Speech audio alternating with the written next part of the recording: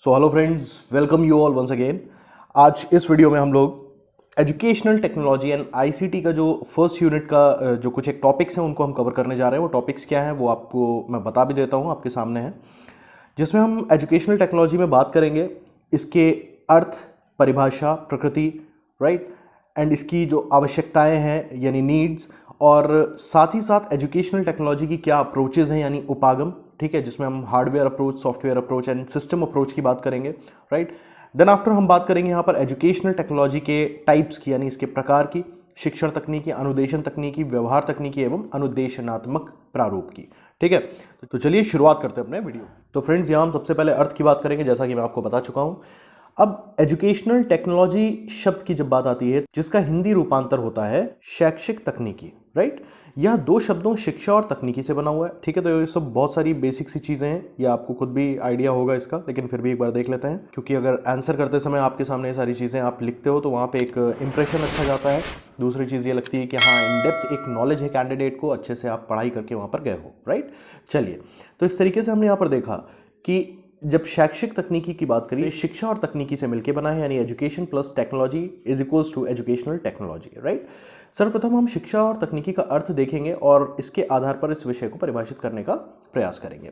चलिए, तो इसके लिए सबसे पहले हम शिक्षा से शुरुआत करते हैं। तो शिक्षा की उत्पत्ति कहाँ से हुई है? तो भाई हम सभी को पता है, शिक्ष धातु से हुई है, राइट, जिसका अर्थ होता है विद्या प्राप्त करना। शिक्षा से तात्पर्य बालक के व्यवहार में वांछित परिवर्तन लाना है, ठीक है। शिक्षा बालक के मस्तिष्क का विकास भी करती है, तो इसमें भी कोई ऐसी टिपिकल चीज नहीं है। नाउ टेक्नोलॉजी यानी तकनीकी, दैनिक जीवन में वैज्ञानिक ज्ञान का प्रयोग करने की विधियां ही तकनीकी है। दोस्तों, एक चीज ध्यान रखिएगा, जब टेक्नोलॉजी की बात आती है तो जनरली हम लोग टेक्नोलॉजी का मतलब हमेशा मशीन से लगा लेते हैं, राइट। तो टेक्नोलॉजी शब्द की अगर आप बात करो तो टेक्नोलॉजी शब्द एक ग्रीक वर्ड टेक्निक से बना है, ठीक है, टेक्निक से बना हुआ है, और टेक्निक प्लस लॉजिया, ठीक है। तो जिसमें टेक्निक का अर्थ होता है आर्ट और स्किल, कोई भी तरह की कला या कौशल हो सकता है, ठीक है। और फिर ये जो लॉजिया है, लॉजिया मतलब साइंस या टू स्टडी, मतलब किसी भी चीज का विज्ञान, यानी किसी भी कला या कौशल का विज्ञान या उसके बारे में अध्ययन करना, ठीक है। तो ये बेसिकली हो गया technique plus logia is equal to technology, right. तो यहां से आप समझ सकते हो कि टेक्नोलॉजी बेसिकली क्या हो गई। टेक्नोलॉजी हो गई हमारे पास कि वैज्ञानिक ज्ञान का प्रयोग करने की विधियां, जो भी विधियां हैं, ठीक है, वो विधियां कहलाएंगी आपकी तकनीकी यानी टेक्नोलॉजी। अर्थात हम यह कह सकते हैं कि शिक्षा के क्षेत्र में वैज्ञानिक ज्ञान, सिद्धांतों व तकनीकों का प्रयोग करना ही शैक्षिक तकनीकी कहलाता है। सबसे पहली चीज आपको ध्यान रखना है कि जब हम एजुकेशनल टेक्नोलॉजी की बात करते हैं तो यहां पर जो भी हमारा साइंटिफिक नॉलेज है, राइट, या साइंटिफिक जो भी प्रिंसिपल्स हैं या जो भी टेक्निक्स हैं, इनका प्रयोग करना ही शैक्षिक तकनीकी कहलाता है शिक्षा के क्षेत्र में, ठीक है। कि हम एजुकेशनल टेक्नोलॉजी का इस्तेमाल करके अपनी एजुकेशन को हम कितना इफेक्टिव और कितना ईजी बना सकते हैं, राइट। अतः यहां स्पष्ट करना आवश्यक है कि अधिकतर लोग तकनीकी शब्द को मशीन संबंधी प्रत्ययों से जोड़ते हैं, राइट, लेकिन यह आवश्यक नहीं है। इसका तात्पर्य किसी भी प्रयोगात्मक कार्य या सिद्धांतों से है। तो ये चीज़ अभी मैं आपको बता चुका हूं। चलिए आगे चलते हैं। अब बात कर लेते हैं हम लोग परिभाषा की, जो काफ़ी इंपॉर्टेंट होती है और मैं आपको हर टॉपिक में बताता भी हूं।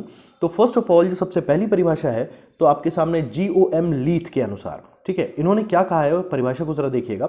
शैक्षिक तकनीकी सीखने व सिखाने की दशाओं में वैज्ञानिक ज्ञान का प्रयोग है, जिसके द्वारा शिक्षण एवं प्रशिक्षण की प्रक्रिया की प्रभावपूर्णता एवं दक्षता का विकास कर उसमें सुधार लाया जाता है, ठीक है। तो आई होप इसमें कोई दिक्कत नहीं होगी। इसका आपका इंग्लिश ट्रांसलेशन भी आपके सामने यहाँ पर मौजूद है, ठीक है। Educational technology is a systematic application of scientific knowledge about teaching, learning and conditions of learning to improve the efficiency of teaching and training, right. तो यानी एजुकेशनल टेक्नोलॉजी क्या है? बेसिकली एक सिस्टमेटिक एप्लीकेशन है किसका? साइंटिफिक नॉलेज का, यानी जो वैज्ञानिक ज्ञान है उसका एक सिस्टमेटिक एप्लीकेशन है उसका, जिसको हम एक क्रमबद्ध तरीके से हम लागू करते हैं। अबाउट टीचिंग, लर्निंग यानी सीखना और सिखाना, and conditions of learning to improve, यानी जो भी सीखने की कंडीशंस है उनको इंप्रूव करने के लिए, किस चीज़ के लिए? The efficiency of teaching and training, right, यानी टीचिंग और ट्रेनिंग की जो भी एफिशिएंसी है उसको इंप्रूव करने के लिए जिसका हम इस्तेमाल करते हैं। GOM लीथ के अनुसार है, ठीक है। नेक्स्ट है, that is according to Shiv K Mitra, शैक्षिक तकनीकी को उन पद्धतियों तथा प्रविधियों का विज्ञान माना जा सकता है जिनके द्वारा शैक्षिक उद्देश्यों को प्राप्त किया जा सके। तो इसमें भी कोई दिक्कत नहीं है, राइट। इसके आगे हम लोग चलते हैं, दो डेफिनेशन देख चुके हैं। नाउ अब बात आती है आवश्यकता यानी नीड्स की। ये हमें किन चीज़ों के लिए ज़रूरी होता है, क्यों हमें एजुकेशनल टेक्नोलॉजी की ज़रूरत पड़ती है, राइट। तो देखिए, very first point that is शिक्षण प्रक्रिया को सरल बनाने के लिए। तो बिल्कुल सही बात है, एजुकेशन की फील्ड में जब हम एजुकेशनल टेक्नोलॉजी को इस्तेमाल करते हैं, अब आप एक बात समझिएगा, अगर आपको ज़रा सा भी कंफ्यूजन आ रहा है कि ये एजुकेशन में कैसे इस्तेमाल होगा, भाई देखिए, टेक्नोलॉजी आप समझ गए ना कि साइंटिफिक जो भी इन्वेंशंस हैं हमारी, साइंटिफिक जो भी हमारे हाथ में अप्रोचेज आ रही हैं, जो भी हमको उपलब्धियां मिल रही हैं, उनका इस्तेमाल अगर हम एजुकेशन में करें, कैसे कर सकते हैं? बहुत सारी चीज़ें हैं। जैसे पुराने टाइम में कोई भी ऐसे साइंटिफिक इंस्ट्रूमेंट्स हमारे पास नहीं होते थे, राइट, या कोई भी जैसे उपकरणों की अगर हम बात करें लाइक कंप्यूटर, तो ये सब कंप्यूटर्स वगैरह एकदम शुरुआती टाइम में नहीं हुआ करता था। धीमे धीमे कंप्यूटर्स आए, राइट। फिर कंप्यूटर्स के अलावा अगर हम बात करें मैथमेटिक्स की फील्ड में, अगर मैं बात करूं तो मैथमेटिक्स बच्चों को जोड़ घटाना, गुणा भाग एंड ऑल, ये सारी चीज़ें जो भी है इनको सिखाने के लिए अबैकस का यूज़ हुआ करता था, है ना। ये आप लोगों ने सुना होगा कि वो जो भी इस तरह से मोती मोती टाइप के पड़े होते थे, उसी से जोड़ घटाना, ये सारी चीज़ें करके सिखाई जाती थी, राइट। तो ये सब क्या हुआ, बेसिकली ये साइंटिफिक हमारी उपलब्धियां थी, वैज्ञानिक उपलब्धियां थी, जिनके थ्रू हमारे पास नए नए जो भी उपकरण आए उनका इस्तेमाल किया गया, जिसके थ्रू क्या हुआ, जो हमारा टीचिंग प्रोसेस है, राइट, टीचिंग प्रोसेस ईजी हुआ, इंटरेस्टिंग हुआ, राइट, जिससे बच्चों को सीखने में भी आसानी हुई, बच्चे सीख भी पा रहे थे और उनको इंटरेस्ट भी डेवलप हुआ। वही सारे ट्रेडिशनल अप्रोचेस नहीं कि किताब सामने है या टीचर सामने केवल प्रवचन दे रहे हैं, लेक्चर्स दे रहे हैं, उसी को सुनना है और सीखना है, राइट। वो सारी चीज़ें काफ़ी बोरिंग हो चुकी थी टाइम के साथ। तो जो एजुकेशनल टेक्नोलॉजी है उसने काफ़ी ईजी बनाया है आपके टीचिंग प्रोसेस को, right. Okay, now the next that is रुचिकर बनाने के लिए, जो अभी मैंने आपको बताया, जब रुचिकर होगा तो प्रभावी भी होगा, जाहिर सी बात है। बच्चों को इंटरेस्ट आएगा तो उसका इफेक्ट भी उनके ऊपर दिखाई देगा। और साथ में जब टेक्नोलॉजी के साथ हम कोई चीज़ें बच्चों को सिखाते हैं, राइट, तो वो चीज़ें उनके अंदर ज़्यादा समय तक ध्यान में भी रहती हैं, ठीक है। Okay, next point that is ज्ञान का संचय व प्रसार करने हेतु। तो ज्ञान का संचय करने के लिए कैसे, इसको ज़रा ध्यान से समझिएगा। फॉर एग्जाम्पल, हमारे पास 20-50 साल, 60 साल, या हमारे जो भी ग्रैंड पेरेंट्स हैं या उनके पेरेंट्स रहे होंगे, कोई उस टाइम की बुक्स वगैरह हैं, तो बुक्स या पेपर टाइम के साथ धीमे धीमे पीला होने लगता है, ख़राब होने लगता है ना। तो ये सारी चीज़ें हैं। अब बुक तो एक टाइम के बाद उसका एक लाइफ है, अगर उसको हमने संभाल के सही से नहीं रखा तो ख़राब हो सकती है। उसको हम कैसे अपने पास संचय, उसको कैसे सेव करके रख सकते हैं? हमने कुछ नहीं किया, वो उस बुक को हमने पूरा स्कैन कर लिया टेक्नोलॉजी के माध्यम से, ठीक है ना। उसका हमने जैसे ही स्कैन किया और उसको हमने एक सॉफ्ट कॉपी में अपने पास, अपने फ़ोन में, अपने मेल पे, अपने हार्ड डिस्क में, कहीं पर भी, हमारे पास इतने सारी चीज़ें हैं, कहीं पर भी हमने उसको सेव कर लिया। और साथ ही साथ उसको हमने कहीं पर अगर हमें शेयर भी करना है, यानी प्रसार करना है, तो हम लोग शेयर भी कर सकते हैं। बहुत सारे मीन्स हमारे पास अवेलेबल है, राइट। ये सारी चीज़ें आपको पता है। तो कहने का सेंस सिर्फ इतना हुआ कि ज्ञान का संचय हम कैसे कर सकते हैं। कभी भी इस तरह की चीज़ों में टेक्नोलॉजी हमको बहुत हेल्प करती है। भाई वो बुक खराब हो सकती है, लेकिन जो हमारे पास सॉफ्ट कॉपी में मटेरियल है, राइट, वो तो नहीं खराब होने वाला, वो तो सालों, दशकों, सेंचुरीज वैसे ही पड़ा रहेगा, ठीक है ना। तो आई गेस आप समझ पा रहे होगे। नेक्स्ट पॉइंट दैट इज समय व ऊर्जा की बचत करने के लिए। तो ये ऑब्वियसली जब टेक्नोलॉजी की बात कर रहे हैं तो वहाँ पे समय की भी बचत होती है और एनर्जी की भी बचत होती है, ठीक है। तो आई होप इतनी चीज़ आपकी क्लियर हो रही होगी। Now the next that is प्रकृति यानी नेचर। चलिए नेचर को भी देख लेते हैं। शैक्षिक तकनीकी यानी एजुकेशनल टेक्नोलॉजी शिक्षा पर विज्ञान व तकनीकी के प्रभाव का अध्ययन करती है। तो बिल्कुल सही बात है। अभी जैसे मैंने आपको बताया, शिक्षा में साइंस को और टेक्नोलॉजी को हम कैसे इन्वॉल्व कर सकते हैं, इसका अध्ययन है। ये किसके थ्रू किया जाता है? ये किया जाता है शैक्षिक तकनीकी के, राइट। शैक्षिक तकनीकी में व्यवहारिक पक्ष को महत्व दिया जाता है। बिल्कुल, शैक्षिक तकनीकी वो किताबी रटा रटाया ज्ञान नहीं है जिसको रटना है और केवल एग्जामिनेशन में अपने आंसर शीट पे निकाल देना है। यहाँ पर टेक्नोलॉजी का इस्तेमाल ही इसीलिए किया जा रहा है क्योंकि यहाँ पर व्यवहारिक पक्ष पर बल दिया जा रहा है कि ये करके सिखाया जाए बच्चों को, ठीक, उनको दिखा के सिखाया जाए। उसके लिए बहुत सारी चीज़ें हो सकती हैं। ऑडियो विजुअल फॉर्मेट्स हो सकते हैं कि कोई चीज़ दिखा रहे हैं, हम कहानी बना के कोई चीज़ हम सुनाए दे रहे हैं, समझाए दे रहे हैं, या प्रेजेंटेशन के थ्रू हम दिखा रहे हैं, राइट। यानी व्यवहारिक पक्ष को महत्व दिया जाता है। यह निरंतर विकासशील विषय है। तो ऑब्वियसली यार, जब इसमें साइंस और टेक्नोलॉजी की बात हो रही है एजुकेशनल टेक्नोलॉजी में, तो यहाँ पर साइंस और टेक्नोलॉजी हर दिन नहीं आती है, राइट। तो ये ऑलवेज विकासशील ही रहेगी, इसमें कुछ ना कुछ नया हमेशा आता रहेगा, राइट। तो होपफुली ये चीज़ें आप लोग की क्लियर हो रही होंगी। नेक्स्ट पॉइंट की अगर हम बात करें, विज्ञान ही इसकी आधारशिला है। तो बिल्कुल सही बात है। जब टेक्नोलॉजी की बात कर रहे हैं तो टेक्नोलॉजी कहाँ से निकल के आ रही है? साइंस से, राइट। तो जब साइंस से टेक्नोलॉजी निकल के आ रही है तो एजुकेशनल टेक्नोलॉजी में सारा रोल जो बेसिकली है वो किसका है, वो है साइंस का। दैट इज वाई विज्ञान इसकी आधारशिला है। ठीक, नेक्स्ट है सीखने की प्रक्रिया में विकास करती है। तो बिल्कुल सीखने के जो प्रोसेस हैं उनमें बिल्कुल एजुकेशनल टेक्नोलॉजी बहुत डेवलपमेंट करती है, राइट। तो ये सारी चीज़ें बेसिकली, ये पॉइंट्स जो है ना, ये पॉइंट्स एक दूसरे से रिलेटेड हैं, इनको आप बहुत अच्छे से समझ सकते हो। एक बार इस वीडियो को देख के, जो भी स्क्रीनशॉट आप लेना चाहें ले लीजिए, उसके बाद एक बार खुद से पढ़ के समझने की कोशिश ज़रूर करिएगा।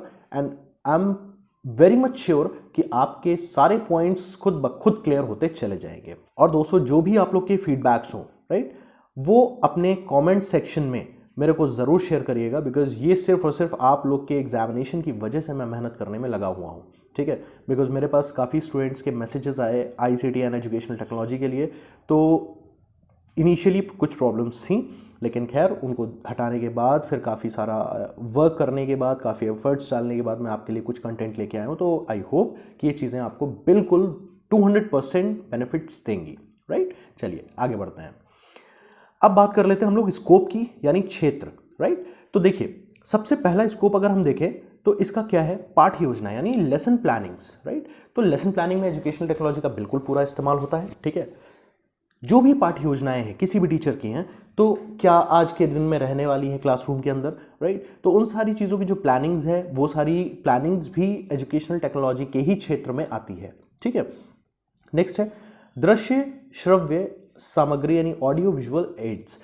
ऑडियो विजुअल एड्स का मतलब क्या हो गया कि जैसे अभी आप इस वीडियो को देख रहे हो मेरे, राइट। तो इस वीडियो में क्या है, आपके सामने स्लाइड चल रही है, स्लाइड पे आपको ये सारा मटेरियल लिखा हुआ दिख रहा है, और साथ ही साथ आपके कानों में मेरी आवाज़ पड़ रही है। तो मेरी आवाज़ हो गई ऑडियो, और ये जो आप देख रहे हो ये हो गया विजुअल। तो ये सारी चीज़ें भी एक सीखने का बहुत ही एक इंटरेस्टिंग तरीका है, जो आप सिर्फ और सिर्फ सीख पा रहे हो टेक्नोलॉजी की वजह से। तो ये बेसिकली ये भी एक काइंड ऑफ एजुकेशनल टेक्नोलॉजी का ही हम लोग इस्तेमाल कर रहे हैं। ठीक है, तो आई होप ये चीज़ भी आपको क्लियर हुई होगी। Now the next, that is शिक्षण अधिगम प्रक्रिया यानी teaching learning process. Teaching learning process कब होता है भाई? टीचिंग लर्निंग प्रोसेस होता है क्लासरूम के अंदर, राइट। एक चीज़ आप लोग हमेशा ध्यान रखिएगा, आप लोग B.Ed या D.El.Ed जो भी आप लोग का कोर्स चल रहा है, तो आप लोग आने वाले टाइम के टीचर्स हो, राइट। आप एक सक्सेसफुल टीचर बनने जा रहे हैं, तो आपके दिमाग में जो भी आप चीज़ें पढ़ रहे हैं वो सारी आप टीचिंग रिलेटेड कनेक्ट करते हुए चलिएगा। आपको किधर भी इधर उधर दाएं बाएं जाने की कोई ज़रूरत नहीं। जब टीचिंग लर्निंग की बात होती है तो आप अपने कोर्स के दरमियान आपकी जो माइक्रो टीचिंग वगैरह होती है उसमें भी आप वही काम करते हो, वही चीज़ें आप सीखते हो कि आपका क्या बिहेवियर होता है, आपके पढ़ाने के मेथड्स क्या होते हैं, आप किन टेक्निक्स को इस्तेमाल कर सकते हैं बच्चों के साथ, राइट। तो वहाँ पर भी ये भी एक कार्य क्षेत्र है एजुकेशनल टेक्नोलॉजी का। ठीक है ना। Now the next, that is शिक्षण व्यूह रचनाएं, जिसको बोलते हैं टीचिंग स्ट्रैटेजीज। तो टीचिंग स्ट्रैटेजीज वही हो गई कि हम टेक्नोलॉजी के माध्यम से कैसे और किन टेक्नोलॉजीज का इस्तेमाल करके हम आसानी से बच्चों को पढ़ा सकते हैं, उनके इंटरेस्ट को डेवलप कर सकते हैं, राइट। साइंस अगर हमें पढ़ानी है, हमें साइंस का कोई एक कंसेप्ट बताना है, फॉर एग्जांपल हमें साइंस में लॉज ऑफ मोशंस बताने हैं बच्चे को, ठीक है ना। तो लॉज ऑफ मोशन या तो हम थ्योरेटिकली बताएं, राइट, लेकिन एजुकेशनल टेक्नोलॉजी में थ्योरीज का काम बहुत कम होता है। दैट इज वाई यहाँ पर ये बेसिकली क्या है, ये व्यवहारवादी प्रक्रिया है, राइट। तो लॉज ऑफ मोशन अगर हमें बच्चे को समझाना है, तो अगर हमें बताना है कि एक वस्तु अपनी ही स्थिति में बनी रहेगी जब तक उस पर कोई भी बाह्य बल अप्लाई ना किया जाए, राइट। तो या तो हम इसको ये बात रटवा दें, ठीक है ना, अदरवाइज हम उसको वो चीज़ करके दिखा दें कि बेटा ये आपके सामने एक पेन रखा हुआ है मेज पे, और इस पेन पे जब तक आप उंगली नहीं लगाओगे तब तक ये पेन हिलने वाला नहीं है। ये चीज़ आपको समझ में आती है, यही है लॉ ऑफ मोशन, राइट। कहने का सेंस ये सिर्फ एक एग्जाम्पल था कि आप किस तरीके से, आपकी क्या स्ट्रैटेजीज हो सकती हैं बेहतर, जिसके माध्यम से आप बच्चे के अंदर एक इंटरेस्ट भी डेवलप कर सकते हैं, और साथ ही साथ उसको वो सारी चीज़ें अपनी स्ट्रैटेजीज के थ्रू आसानी से समझा भी सकते हैं, right. Okay, now the next one, that is शिक्षण सिद्धांत एवं प्रतिमान, teaching models and theories, right. तो बिल्कुल वही चीज़ है कि जो एजुकेशनल टेक्नोलॉजी है हमारी, इसके अंतर्गत, इसके कार्यक्षेत्र के अंतर्गत शिक्षण सिद्धांत भी आते हैं कि किन टीचिंग थ्योरीज का हमें इस्तेमाल करना है during teaching in classroom, right. और साथ ही साथ प्रतिमान यानी मॉडल्स, हम क्या और किस तरीके से हम किन आदर्शों को जो भी चीज़ हम उसे पढ़ा रहे हैं किस आदर्श के साथ हम कनेक्ट करके आसानी से हम बच्चे को कितना आसान बना के हम वो चीज़ पढ़ा सकते हैं, सिद्धांत भी हो और उसमें हम उसको मॉडल्स यानी वो आइडल्स भी हम दे सकें जिसके थ्रू वो बच्चा आसानी से उसको कनेक्ट करके और सीख पाए। ठीक है ना। तो ये भी बेसिकली एजुकेशनल टेक्नोलॉजी में ही आता है। नेक्स्ट है दैट इज शिक्षण मशीन यानी टीचिंग मशीन्स। टीचिंग मशीन्स में आपके टीचिंग जो भी आपके उपकरण होते हैं बेसिकली वो सारे आ जाते हैं। आप किन मशीन्स का इस्तेमाल करते हैं पढ़ाते समय। फॉर एग्जांपल वनडे एग्जामिनेशंस में जो मेरा सब्जेक्ट रहता है वो रीजनिंग का रहता है। रीजनिंग में एक टॉपिक आता है दैट इज डाइस, राइट, यानी डाइस यानी पासा। तो पासे को जब मैंने पढ़ाया था अपने वीडियो में तो वो पासे के लिए मैं पासा बना के लेके आया था। ठीक, वही चीज़ व्हाइट बोर्ड पे भी समझा सकता था, लेकिन जब वो पासा मैं हाथ में लेके वहाँ पर खड़ा हूँ, या जैसे मैंने क्लॉक टॉपिक पढ़ाया तो मैंने घड़ी हाथ में लेके मैं खड़ा हूँ, तो उससे क्या हुआ, वो चीज़ें जब मैं आपको करके दिखाता हूँ, स्टूडेंट्स को करके दिखाता हूँ, तो बहुत आसानी से और बहुत जल्दी उन चीज़ों को वो सीख सकते हैं, राइट। तो ये सारी बेसिकली हमारे टीचिंग मशीन्स के अंतर्गत ये सारी चीज़ें आ जाती हैं। तो आई होप ये चीज़ आप लोग को क्लियर हो रही होगी। Now the next one that is अभिक्रमित अध्ययन, दैट इज प्रोग्राम्ड मटेरियल। दोस्तों ये बहुत ही इंपॉर्टेंट चीज़ है, बहुत ही इंपॉर्टेंट, ये आपके सीटेट के पॉइंट ऑफ व्यू से भी बहुत ही इंपॉर्टेंट पॉइंट है, तो इसलिए इसको बिल्कुल भी मिस मत करिएगा। इसको हम लोग आगे और भी अच्छे से डिस्कस करेंगे। फिलहाल अभिक्रमित अध्ययन की बात है, यानी ये हो गया प्रोग्राम्ड मटेरियल। हम प्रोग्राम्ड मटेरियल का भी इस्तेमाल करते हैं एजुकेशनल टेक्नोलॉजी के ही क्षेत्र के अंतर्गत। फॉर एग्जाम्पल आपको दे दें, अगर एजुकेशन की फील्ड में हम अभिक्रमित अध्ययन कैसे कर सकते हैं, मान लीजिए कि कोई भी स्कूल की तरफ से या कॉलेज की तरफ से या एग्जामिनेशन सेल की तरफ से कोई भी एक क्विज ऑर्गेनाइज करा लिया जाता है बच्चों का। ठीक है, वो क्विज होता है ऑप्शनल, राइट। ऑप्शनल आप समझ रहे होंगे, जैसे कोई भी एक क्वेश्चन दे दिया गया, उसके A B C D इस तरह से करके 4 ऑप्शंस अवेलेबल हैं और वो क्विज उसका हो रहा है कंप्यूटर पे, राइट। अब वहां पर बच्चे ने क्वेश्चन ऊपर पढ़ा, क्वेश्चन को पढ़ के किसी को लगा A, किसी को लगा B, किसी को लगा C, किसी को लगा D। बच्चे ने जो भी टॉपिक पे क्लिक किया वो टॉपिक अगर सही होगा तो ऑटोमेटिकली वहां पर उसको ये चीज पता चल जाएगी, चाहे वो ग्रीन सिग्नल जल जाए या वहां पर लिख के आ जाएगी करेक्ट आंसर, व्हाटएवर। ये तो आपके प्रोग्राम पे है कि उसको किस तरीके से उस क्विज को प्रोग्राम किया गया है, राइट। आप बात समझ पा रहे हो, टेक्नोलॉजी के जरिए उस एजुकेशन को इंटरेस्टिंग और एक इनकरेजिंग बनाया गया, राइट। कि बच्चे ने जैसे मान लीजिए A ऑप्शन किया, उसका वो सही आंसर निकला, तो उसके अंदर एक ऑल ऑफ अ सडन एक मोटिवेशन भी आ जाएगा, एक उसके अंदर एक उत्साह भी आ जाएगा, अरे वाह यार ये तो बड़ा अच्छा तरीका है यार, है ना। तो ये कुछ एक तरीके हैं जिनको हम प्रोग्राम्ड मटेरियल के अंतर्गत पढ़ते हैं। ठीक है, तो एनीवेज आगे देख लेते हैं। नेक्स्ट है दैट इज नवीन धारणा एवं प्रयोग। तो ठीक है, इनोवेशंस की जब बात हो रही है साइंस एंड टेक्नोलॉजी की, तो वहाँ पर नवीन धारणाएं भी आती हैं हर दिन, उनके प्रयोग भी आते हैं हर दिन, तो ये तो सारी चीज़ें अंडरस्टूड है। नेक्स्ट अब नोट में कुछ चीज़ें मेंशन्ड हैं जिनको थोड़ा ध्यान से एक बार देख लीजिएगा, फटाक से रीडिंग कर लेते हैं। पहले शैक्षिक तकनीकी का अर्थ केवल श्रव्य दृश्य साधनों के शिक्षण से समझा जाता था। आज के युग में शैक्षिक तकनीकी का धारणा व क्षेत्र अत्यंत विस्तृत हो चुका है। बिल्कुल सही बात है। अब शैक्षिक तकनीकी की धारणा का प्रयोग उन सभी विधियों, प्रविधियों, व्यूह रचनाओं तथा यांत्रिक उपकरणों की अभिव्यक्ति हेतु किया जा रहा है। बिल्कुल सही चीज़ है जिनकी अभी हमने बात करी कि जो भी हमारे मेथड्स हैं, टीचिंग मेथड्स वगैरह होते हैं या स्ट्रैटेजीज होती हैं, राइट, या जिन भी उपकरणों का हम इस्तेमाल करते हैं, जिन भी चीज़ों का इस्तेमाल करते हैं, मशीन्स का, जिनका प्रयोग शिक्षण एवं अधिगम की प्रभावशीलता में वृद्धि करने के लिए किया जाता है। ठीक है ना, तो ये सब बेसिकली आता है एजुकेशनल टेक्नोलॉजी में। ठीक है, आगे शैक्षिक तकनीकी शैक्षिक एवं शैक्षणिक प्रक्रियाओं को नियोजित करने यानी योजना बनाने के लिए, उसको संगठित करने के लिए और अग्रसरित करने तथा उसके प्रभावों की भली भांति नियंत्रित करने का एक सुव्यवस्थित और वैज्ञानिक प्रयास है। ठीक है, तो आई गेस इसमें आपको काफ़ी मटेरियल मिल भी रहा है आपके आंसर के लिए और समझ में भी आ रही होंगी चीज़ें। चलिए आगे देख लेते हैं। अब इसकी अप्रोचेस की बात कर लेते हैं, यानी शैक्षिक तकनीकी के उपागम यानी अप्रोचेज ऑफ एजुकेशनल टेक्नोलॉजी। दोस्तों बहुत ही इंपॉर्टेंट चीज़ है। यहाँ से ये जो आपका एजुकेशनल टेक्नोलॉजी एंड ICT का जो ये वाला सेक्शन है, यहाँ से आपके जो कोर्स में जो आपका एग्जामिनेशन है वो तो उसमें आपको काफ़ी हेल्प मिलेगी ही मिलेगी, साथ ही साथ जो आपका टीचिंग कॉम्पिटिटिव एग्जामिनेशंस होंगे, चाहे वो आपका टेट हो, सुपर टेट हो और आपका सीटेट एग्जाम हो, ठीक है ना, या KVS है, NVS है, कोई भी ऐसे एग्जाम्स है, तो वहाँ पर ये काफ़ी इंपॉर्टेंट टॉपिक्स हैं जहाँ से क्वेश्चंस खूब सारे बनते हैं। ठीक है, तो इन चीज़ों को अवॉइड बिल्कुल भी मत करिएगा।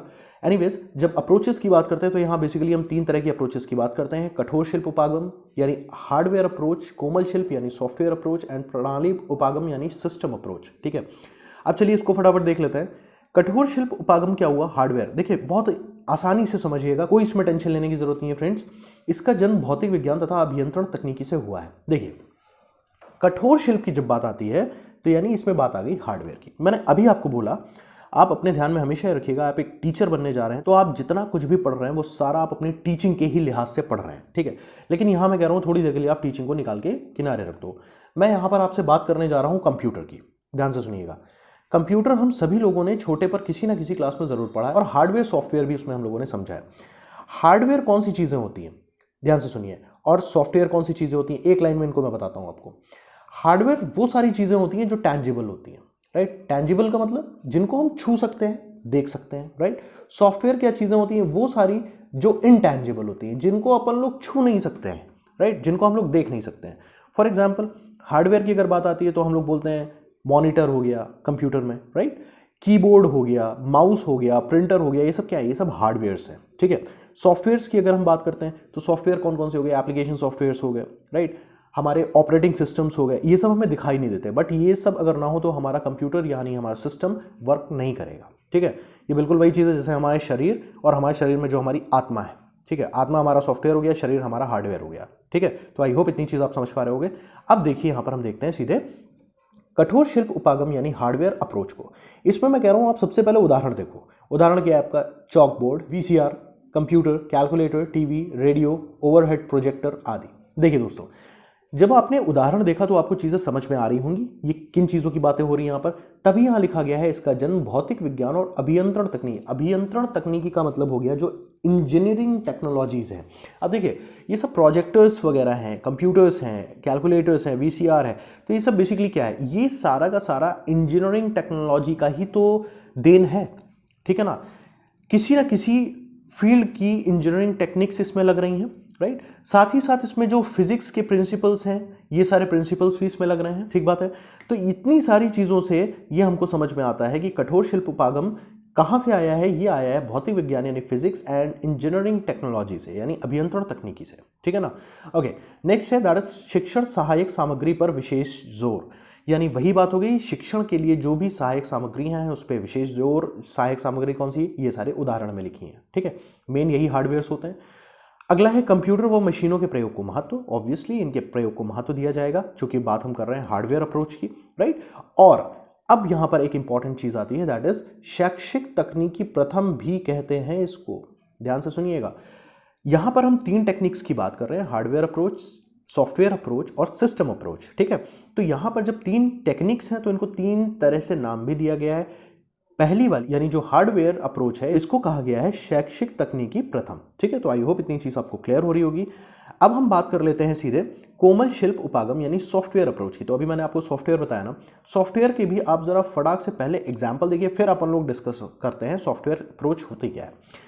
उदाहरण में है अपना शिक्षण सिद्धांत, व्यूह रचना, रणनीतियां, लिखित सामग्री, योजनाबद्ध अनुदेशन। अब देखिए पहले अपन बात करते हैं उदाहरण से। शिक्षण सिद्धांत का मतलब क्या हो गया, जो भी हमारी टीचिंग थ्योरीज हैं। अब ये टीचिंग थ्योरीज क्या टैंजिबल हैं, क्या इनको हम छू सकते हैं भाई, नहीं। यानी जब टीचिंग प्रोसेस आता है तो टीचिंग प्रोसेस में अपन लोग को कुछ भी पढ़ाना होता है बच्चों को, या कहीं पर भी कोई भी हमें चीज़ समझानी है, तो first of all we need to plan in our mind, right. हमें उन चीज़ों को प्लान करना होता है कि हमें कैसे और किन चीज़ों का, किन मेथड्स का इस्तेमाल करके क्या हमारी अप्रोचेस रहेंगी, क्या हमारे प्रोसेस रहेंगे, उनको इस्तेमाल करते हुए फिर हमें समझाना होता है, राइट। इसी तरीके से व्यू रचना और रणनीतियां लगभग एक चीज हो गई, जिसको अपन लोग बोलते हैं स्ट्रैटेजीज। किन स्ट्रैटेजीज को हमें इस्तेमाल करना है। लिखित सामग्री की जब बात आती है तो बात वही है कि आप अभी एग्जामिनेशन अपना देने जाओगे, वहां पे आपके सामने क्वेश्चन पेपर में बहुत सारे क्वेश्चंस होंगे, आपको उन क्वेश्चन का आंसर अपनी आंसर शीट पे लिखना होता है, और वो आंसर होता कहाँ है, वो होता है आपके दिमाग में। यानी वो जो लिखने वाली सामग्री है, लिखित सामग्री, वो आपके दिमाग में है। अब जब तक आपके हाथ में वो हार्डवेयर नहीं आएगा, यानी वो पेपर नहीं आएगा, पेन नहीं होगा, तब तक आप उस लिखित सामग्री को वहां पर ड्रॉ नहीं कर पाओगे, राइट। तो आई होप ये चीज क्लियर हो रही है। योजनाबद्ध अनुदेशन का मतलब क्या होता है, अनुदेशन हो गया बेसिकली इंस्ट्रक्शन। तो आपका जो भी प्लान्ड इंस्ट्रक्शन है कि आप किस तरीके से क्लास में जाते हो, आप वहां पर बच्चों को किस तरीके से इंस्ट्रक्ट करते हो, किस तरीके से आप पढ़ाने का अपना एक अप्रोच लागू करते हो, ठीक है। तो आई होप ये चीज भी आपको क्लियर हुई होगी। अब हम बात कर लेते हैं इसके शुरुआती पॉइंट से। देखिए भाई, इसे अनुदेशन तकनीकी यानी इंस्ट्रक्शनल टेक्नोलॉजी, शिक्षण तकनीकी यानी टीचिंग टेक्नोलॉजी, व्यवहार तकनीक यानी बिहेवियरल टेक्नोलॉजी भी कहते हैं, ठीक है ना। ये चीज क्लियर हो रही है, okay. Next point, that is मशीनों का प्रयोग ना करके शिक्षण एवं अधिगम के मनोवैज्ञानिक सिद्धांतों का प्रयोग किया जाता है। ऑब्वियसली यहां पर बात मशीनों की नहीं हो रही है, क्योंकि मशीन्स तो आती हैं हार्डवेयर में। सॉफ्टवेयर में किन की बात आएगी? जो हमारे दिमाग से चीजें रिलेटेड होंगी, यानी मनोवैज्ञानिक सिद्धांत। ठीक है, तो ये चीज आप समझ पा रहे होंगे। नेक्स्ट है, इसमें शिक्षा के इनपुट, आउटपुट व प्रोसेस तीनों पक्षों को विकसित करने पर बल दिया जाता है। अब जरा देखिए, इनपुट, आउटपुट और प्रोसेस, ये तीन पक्ष जो हुए ये कौन से हुए? इसको एक बार मैं फिर से आपसे कंप्यूटर से रिलेट करता हूं। फॉर एग्जांपल, आपके सामने एक कंप्यूटर है, ठीक है। कंप्यूटर को आप यहां पर कीबोर्ड के थ्रू आपने कोई भी इसमें इनपुट्स दिए। मान लीजिए आपने इनपुट्स के तौर पे दिया 3 + 2 = 2, ठीक है। आपने ये प्रोसेस वहां पर दिया 3 + 2 = व्हाट। तो अब जैसे ही आपने यहां से इनपुट दिया 3 + 2, अब कंप्यूटर आपको आउटपुट देगा। लेकिन आउटपुट कब देगा? जब वो इसको प्रोसेस करेगा, यानी उसके अंदर जब इसकी प्रक्रिया होगी, तब यहां से हमारा आउटपुट निकल के आएगा क्या? 5। समझ रहे हो आप मेरी बात? तो ये हो गया input, then process, then output. तो बस यहां पर वही बात हो रही है कि इसमें शिक्षा के इनपुट, आउटपुट और प्रोसेस तीनों पक्षों को विकसित करने पर बल दिया जाता है। पहले आपके इनपुट्स हो गए कि आप क्या इनपुट्स दोगे, किस तरीके से दोगे, आपका प्रोसेस क्या रहेगा, एंड देन आफ्टर बच्चों के थ्रू उसका आउटपुट आपको क्या मिलेगा। इन तीनों चीजों पर बल दिया जाता है। ठीक है, ओके। तो जिस तरीके से इससे पहले वाले को यानी हार्डवेयर अप्रोच को बोला जाता था शैक्षिक तकनीकी प्रथम, तो इसी तरीके से इसको कहा जाता है शैक्षिक तकनीकी सेकंड या द्वितीय, राइट। नेक्स्ट की बात करें तो उद्भव, इसका उद्भव कैसे हुआ, किनके जरिए हुआ? तो स्किनर और अन्य व्यवहार शास्त्रियों के प्रयासों के द्वारा इसका उद्भव हुआ। ठीक है ना, ओके। तो उदाहरण को हम लोग देख चुके हैं। अब हम लोग चलते हैं आगे। अच्छा हाँ, एक चीज और बड़ी अच्छी सी आपके लिए बनाई हुई है। देखिए, ये दोनों ही पक्ष एक दूसरे से अलग नहीं किए जा सकते हैं। देख रहे हो ना आप? वधिया लगा?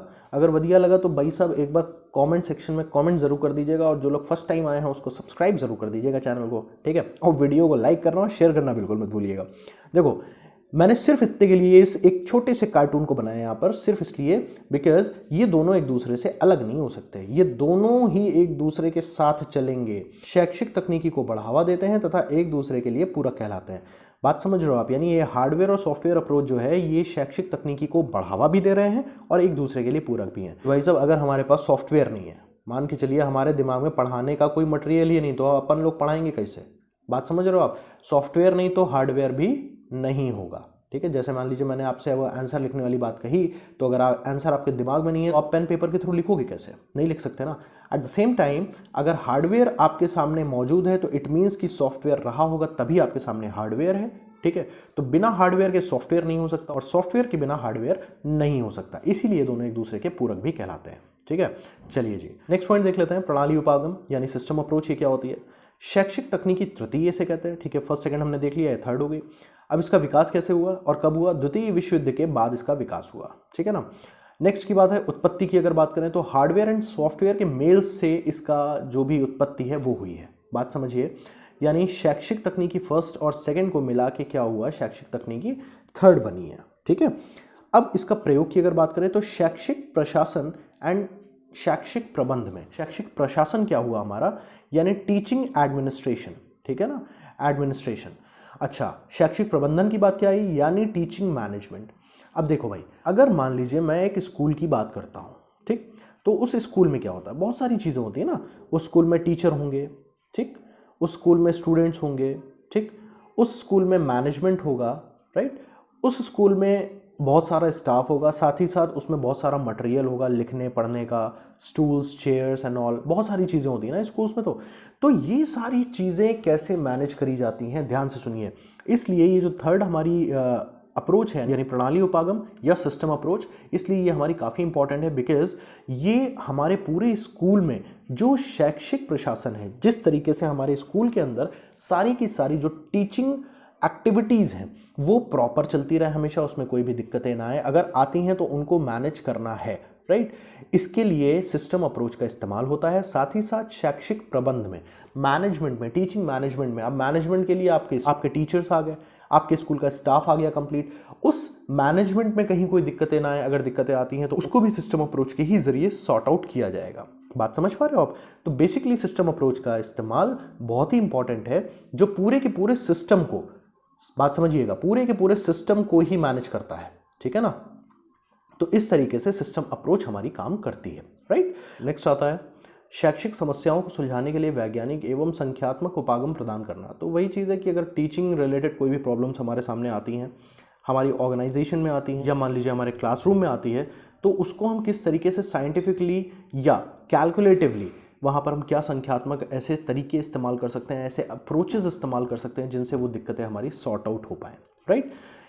आगे अगर चलते हैं तो इसको जैसे हम लोग देख रहे हैं सिस्टम अप्रोच, तो इसको हम लोग क्या बोलते हैं, प्रबंध तकनीकी उपागम यानी मैनेजमेंट टेक्नोलॉजिकल अप्रोच, राइट। इसको बोलते हैं मैनेजमेंट टेक्नोलॉजिकल अप्रोच, ठीक है। नेक्स्ट है दैट इज शैक्षिक प्रशासन के विकास तथा अनुदेशन की रूपरेखा बनाना।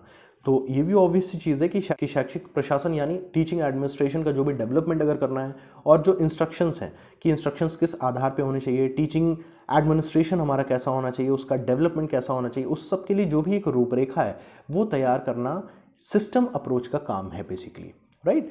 नेक्स्ट है प्रमुख आधार विज्ञान व गणित है। तो बिल्कुल विज्ञान तो है ही है, क्योंकि भाई ये एजुकेशनल टेक्नोलॉजी का एक पार्ट है, सिस्टम अप्रोच भी, तो इस वजह से इसमें विज्ञान तो निहित है ही, और साथ ही साथ जो गणित है यानी जो कैलकुलेशंस हैं, वो कैलकुलेशंस आपकी बहुत सारी हो सकती हैं, आपकी खर्चे से रिलेटेड हो सकती है, राइट। आप किस तरीके से अपने कैसे मिनिमम एक्सपेंडिचर्स रख सकते हो, जैसे गवर्नमेंट स्कूल्स होते हैं, तो गवर्नमेंट स्कूल्स के लिए अलग अलग स्कूल्स के लिए कुछ बजट्स तय किए जाते हैं कि इतना इतना बजट इस स्कूल को मिलेगा इस वजह के लिए।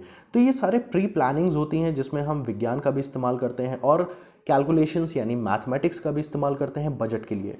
विज्ञान के इस्तेमाल को आप और अच्छे से समझ सकते हो, जैसे जो पहाड़ी साइड जो स्कूल्स वगैरह होते हैं, कई बार हो सकता है आप लोगों के नॉलेज में आया हो कि कॉनिकल शेप में भी स्कूल्स बनते हैं। कॉनिकल शेप मतलब शंक्वाकार, ठीक है। क्यों बनते हैं शंक्वाकार? जैसे जहाँ पर पहाड़ी वगैरह क्षेत्र हो गए तो वहाँ पर क्या है, बारिश बहुत हो रही है, बर्फबारी बहुत हो रही है, तो दैट इज़ वाई, या भूकंप प्रभावी क्षेत्र होते हैं, तो वहाँ पर थोड़ा ये सब विज्ञान का भी इस्तेमाल बहुत किया जाता है आपके जो भी आपका ऑर्गेनाइजेशन है, जो भी आपका स्कूल है, उसके लिए, कि वहाँ पर आपको साइंस से अच्छी एक हेल्प मिल सके, और साथ ही साथ गणित यानी वहाँ पर आपके जो बजट्स हैं, आपके जो कैलकुलेशंस हैं आपके फंड्स को लेके, वो सारी चीज़ें आपकी जो ऑर्गेनाइजेशन है या आपका जो भी जिस भी इंफ्रास्ट्रक्चर की बात कर रहे हैं उसके लिए ये बहुत ही इफेक्टिव अप्रोच होती है, राइट। यानी सिस्टम अप्रोच में ये सारी चीज़ें हम लोग काउंट करते हैं, हम लोग देखते हैं, ठीक है। आगे आते हैं, इसके बाद इसके द्वारा शैक्षिक व्यवस्था कम खर्च में अधिक उपयोगी बन जाती है। तो ठीक है, जब हम लोग सिस्टम अप्रोच को अच्छे से इस्तेमाल करते हैं तो यहाँ पर कम खर्चे में जो हमारी शैक्षिक व्यवस्था यानी जो टीचिंग फैसिलिटी है ये और अच्छी, इसको उपयोगी भी हम कह सकते हैं, और हमारे लिए बहुत ही प्रभावशाली भी बन जाती है, हमारे लिए बेनिफिशियल भी होती है, ठीक है। ओके, नेक्स्ट, अब इसके आगे हम लोग चलते हैं शैक्षिक तकनीकी के प्रकार या रूप पर, यानी फॉर्म्स ऑफ एजुकेशनल टेक्नोलॉजी, ठीक है। ये भी बहुत इंपॉर्टेंट है। इसमें बेसिकली 4 फॉर्म्स हैं। कौन कौन से? शिक्षण तकनीकी यानी टीचिंग टेक्नोलॉजी, नेक्स्ट है अनुदेशन तकनीक यानी इंस्ट्रक्शनल टेक्नोलॉजी, नेक्स्ट है व्यवहारवादी तकनीक यानी बिहेवियरल टेक्नोलॉजी, और फोर्थ वन दैट इज अनुदेशन प्रारूप तकनीकी यानी इंस्ट्रक्शनल डिजाइन टेक्नोलॉजी, ठीक है। तो चलिए अब यहाँ पर इन टेक्निक्स को भी हम लोग फटाफट देख लेते हैं। तो यहाँ जो सबसे पहली टेक्निक आपको दिखाई दे रही है फ्रेंड्स, ये है शिक्षण तकनीकी, राइट, यानी टीचिंग टेक्नोलॉजी। तो आप ये देख सकते हो कि ये व्यवहारवादी तकनीकी और अनुदेशन तकनीकी का मिला हुआ रूप है शिक्षण तकनीकी, ठीक है ना। और ये जो व्यवहारवादी तकनीकी है और अनुदेशन तकनीकी है, इसको हम आगे समझेंगे, जैसा आप देख सकते हो नंबर 2 एंड नंबर 3 पे। तो फिलहाल आप ये चीज़ ध्यान में रखिए कि इन दोनों के मेल से ही बनती है शिक्षण तकनीकी, ठीक है। अब इसकी यहाँ पर हम बात कर लेते हैं इसके मुख्य समर्थक कौन थे। तो मुख्य समर्थक में जब हम नाम लेते हैं तो मॉरिसन, हॉवर्ड, डेविस, हंट आदि कुछ एक प्रमुख नाम हैं। फिर इसके बाद यह शैक्षिक तकनीकी का उपभाग है, यानी जो टीचिंग टेक्नोलॉजी है उसका एक सब पार्ट है, ठीक है। एक शिक्षक को विषय ज्ञान के साथ साथ शिक्षण प्रक्रिया में निपुण होना चाहिए। तो बिल्कुल सही बात है कि एक टीचर है, उसके पास उसके सब्जेक्ट का तो एक अच्छा नॉलेज होना ही चाहिए, साथ ही साथ उसको टीचिंग मेथड्स में भी निपुण होना चाहिए, तभी वो एक अच्छा और एक इफेक्टिव टीचिंग कर पाएगा, राइट। ओके, नेक्स्ट है दैट इज डेविस ने 1971 में शिक्षण तकनीकी के अंतर्गत एक शिक्षक के लिए 4 प्रमुख तत्व बताए। तो वो डेविस ने क्या बताए थे, उन तत्वों को देख लेते हैं।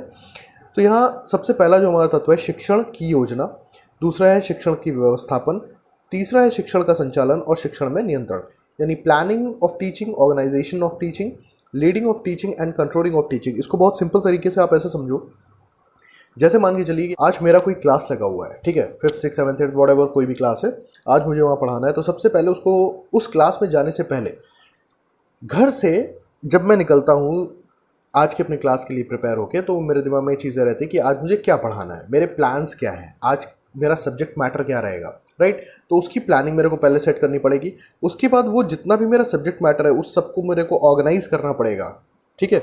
इतना करके हम पहुंचेंगे क्लास में।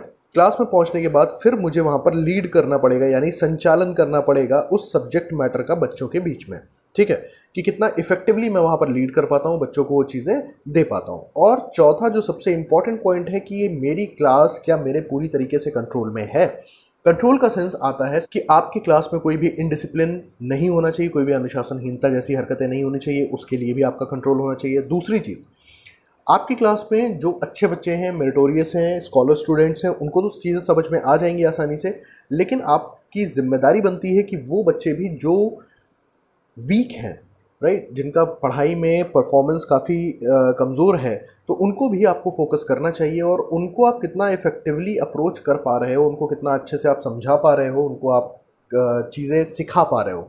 तो ये कुछ एक 4 चीज़ें जो बहुत ही इंपॉर्टेंट होती हैं टीचर के लिए, राइट। तो यही बेसिकली 4 पॉइंट्स या 4 प्रमुख तत्व डेविस ने बताए थे एक कुशल शिक्षक के लिए, राइट। तो आई होप ये चीज़ आप समझ पा रहे होंगे। फिर यहाँ मुख्य तत्व की बात करें तो मुख्य तत्व बताए गए यहाँ पर पाठ्य वस्तु और संप्रेषण। पाठ्य वस्तु वही हो गया आपका सब्जेक्ट मैटर जो भी है, सबसे इंपॉर्टेंट वो है, और दूसरा है संप्रेषण, यानी आपका कम्युनिकेशन आपके क्लास में आपके बच्चों के साथ कैसा है, ठीक है। कक्षा शिक्षण को उद्देश्यपूर्ण व प्रभावशाली बनाती है क्या चीज़? शिक्षण तकनीकी, राइट, यानी टीचिंग टेक्नोलॉजी।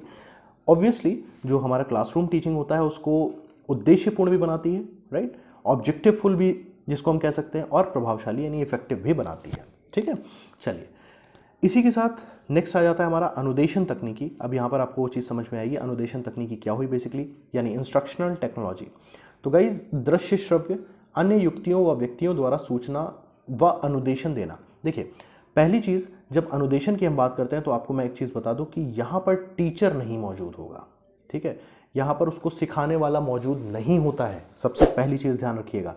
तो होता क्या है यहाँ पर, अब इस बात को समझिए। यहाँ पर मौजूद होती हैं चीज़ें दृश्य श्रव्य, यानी जो चीज़ें दिखेंगी और सुनाई भी देंगी बच्चे को, या उसके अलावा अन्य युक्तियाँ कुछ भी हो सकती हैं, वो कंप्यूटर भी हो सकता है, वो फ़ोन भी हो सकता है, वो कोई भी XYZ बुक्स भी हो सकती हैं, ठीक है, या उसके आसपास के जो व्यक्ति हैं उनके ज़रिए भी वो कुछ ना कुछ सीख सकता है, उनके ज़रिए भी कोई ना कोई उसको इन्फॉर्मेशन मिल सकती है।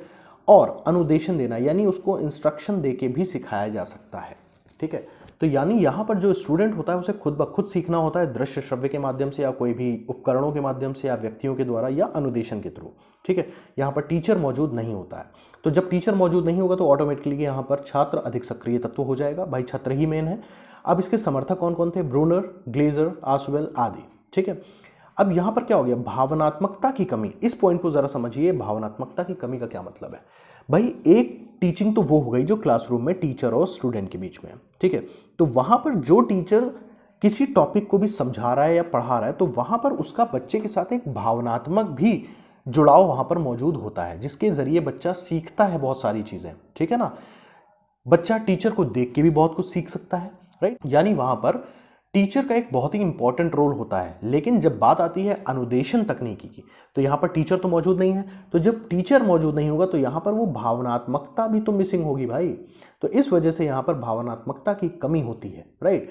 अब इसके बाद उदाहरण की अगर हम लोग बात करें तो यहाँ पर बात आ जाती है स्वतः शिक्षा यानी सेल्फ एजुकेशन, पत्राचार पाठ्यक्रम, ऑनलाइन अध्ययन, पुस्तक पढ़ना। तो बिल्कुल सही है, पत्राचार वही सब डिस्टेंस लर्निंग वगैरह का हो गया, ऑनलाइन अध्ययन वही हो गया, आप कहीं गूगल पे कोई और टॉपिक सर्च करके आप उसको पढ़ते हो तो वो ऑनलाइन अध्ययन हो गया, वहाँ पर आपको टीचर समझाने के लिए नहीं है।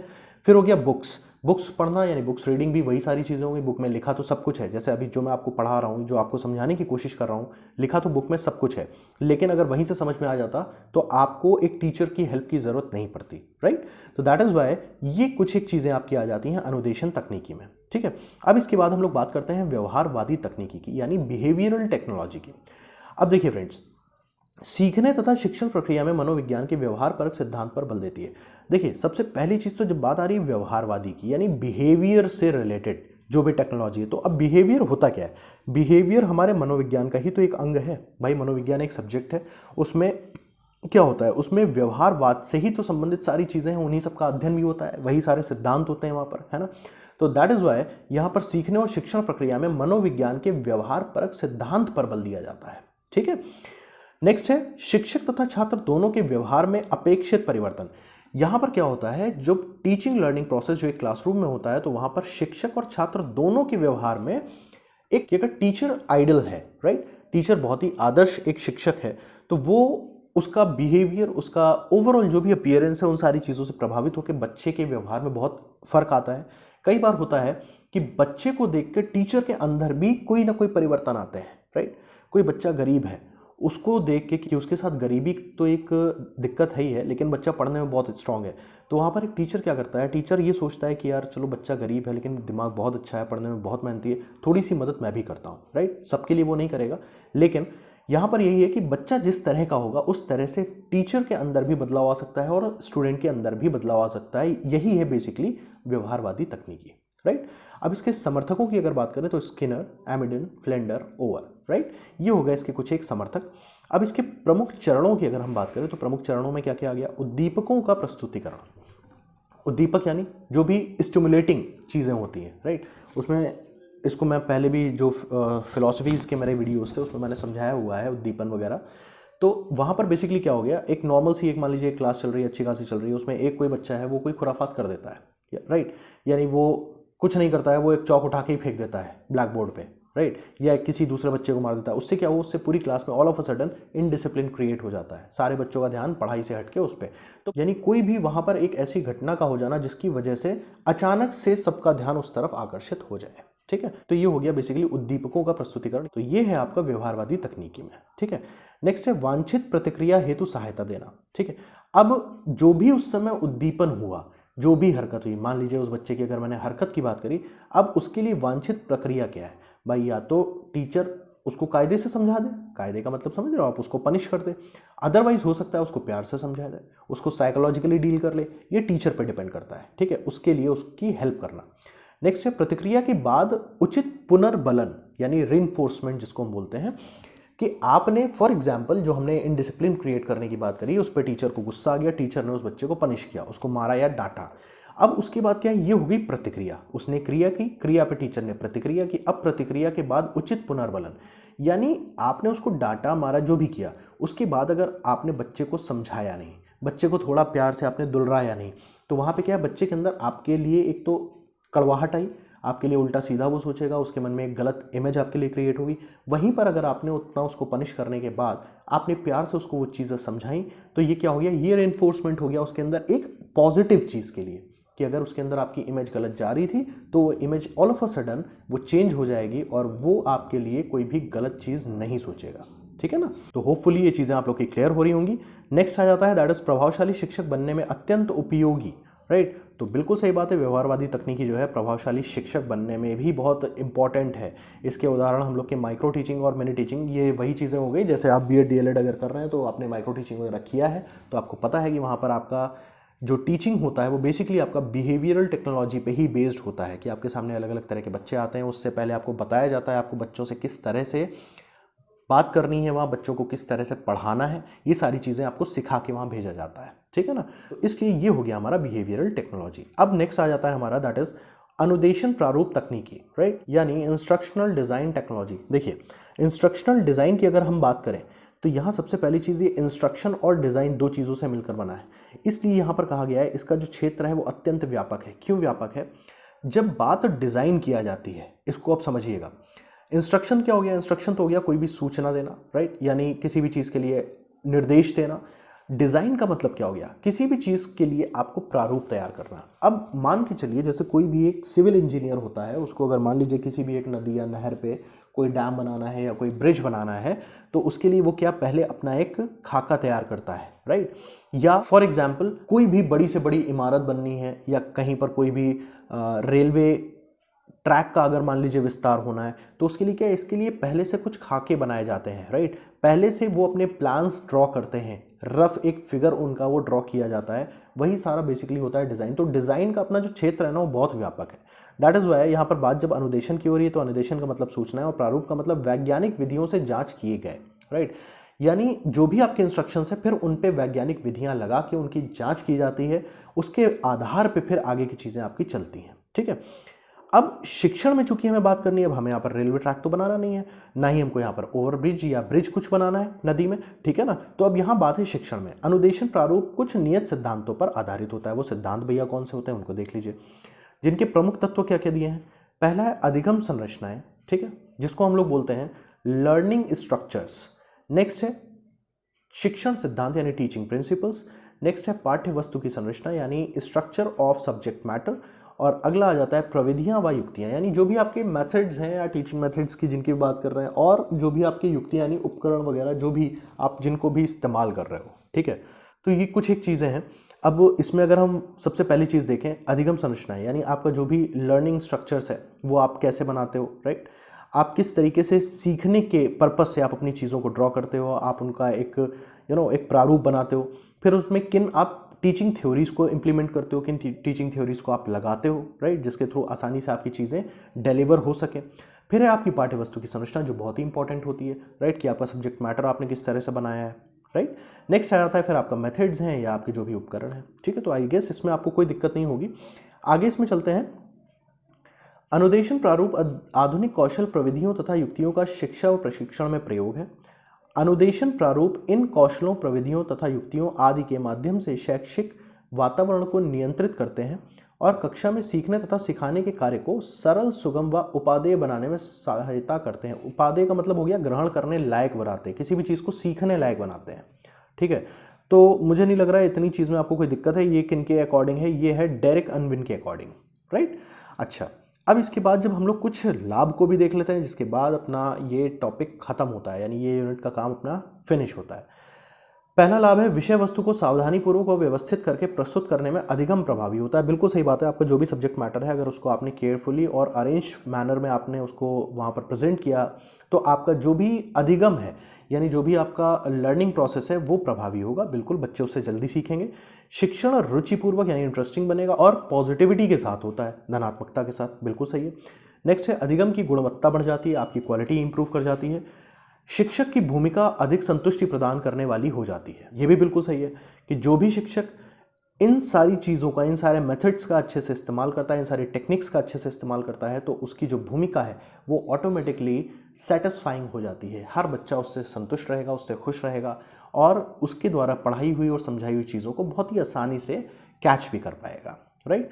तो गाइज इस तरीके से आज का ये हम लोग का यूनिट 1 खत्म होता है, फिनिश होता है। वीडियो थोड़ा लंबा ज़रूर हो गया बिकॉज पूरी यूनिट में काफ़ी सारे टॉपिक्स हैं, लेकिन ये इतने टॉपिक्स आपके लिए आप काफ़ी ज़्यादा आपको एक सब्जेक्ट मैटर आपको मिल चुका है आपके क्वेश्चंस के लिए, आपके टॉपिक्स के लिए, राइट। अब इनको पढ़ने के बाद मेरा सिर्फ एक सजेशन है कि एक बार आप लोग प्लीज़ खुद से रिवीजन ज़रूर मारिएगा। और दोस्तों जो भी लोग चैनल पर फर्स्ट टाइम विजिट किए हैं यार, प्लीज़ चैनल को सब्सक्राइब करके बेल बटन बिल्कुल प्रेस कर दीजिएगा सो दैट आपको लेटेस्ट नोटिफिकेशन मिलते रहे। वीडियो को दोस्तों लाइक करना बिल्कुल मत भूलिएगा, शेयर करते रहिएगा अपने सर्कल में। आप लोगों के बराबर साथ के लिए आप सभी को दिल से धन्यवाद। इसी के साथ चलिए मिलते हैं अपने नेक्स्ट वीडियो में, जो मैं कोशिश करूंगा आपको बहुत जल्दी ही आपके लिए लेके आऊं। Thank you very much.